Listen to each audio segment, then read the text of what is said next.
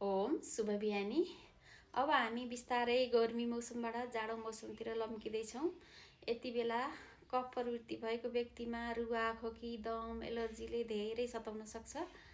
आजको भिडियोमा एकजना ईश्वरी पोखरेल भन्ने दाजुले दम र एलर्जीको बारेमा पनि योग बताइदिनु न भन्नुभएको रहेछ।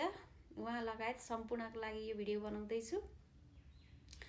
यसको लागि सबभन्दा राम्रो घरेलु उपाय भनेको यस्तो रातो बोक्रावाला दालचिनी 100 ग्राम, 10वटा मरिच, 5वटा जति सुकमेललाई मिसाएर मसिनो धुलो बनाउने, अनि गाउँघरतिर पाउने प्योर महमा 200 ग्राम जति प्योर महमा यसलाई घोलेर एउटा डिब्बामा बन्द गरेर राख्ने र बिहान बेलुका थोरै एक चिम्टी लिएर चाट्ने र मनतातो पानी पिउने। यसो गर्दा पनि यो समस्यामा धेरै आराम मिल्न सक्छ।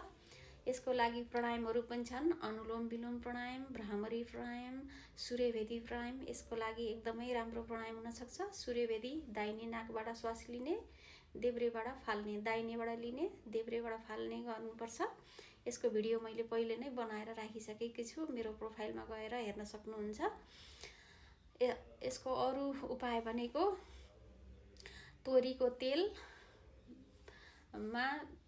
तताउने र त्यसमा मेथी फ्राई गर्ने र मनतातो भएपछि मजाले सुत्ने बेलामा हातहरूमा, खुट्टाका पन्जा पैतालाहरूमा मजाले दल्ने, नाभिमा लगाउने सुत्ने बेलामा। यसो गर्दा पनि धेरै आराम मिल्न सक्छ।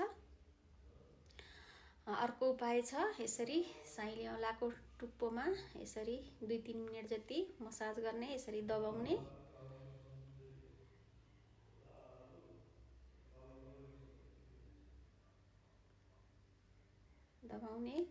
अनि जेठी मधु भन्ने एउटा जडीबुटी पाउँछ, त्यसलाई ल्याएर मजाले धुने अनि चक्लेट जस्तो मुखमा राखिराख्दा पनि कफलाई यसले बाहिर निकाल्न धेरै मद्दत गर्छ।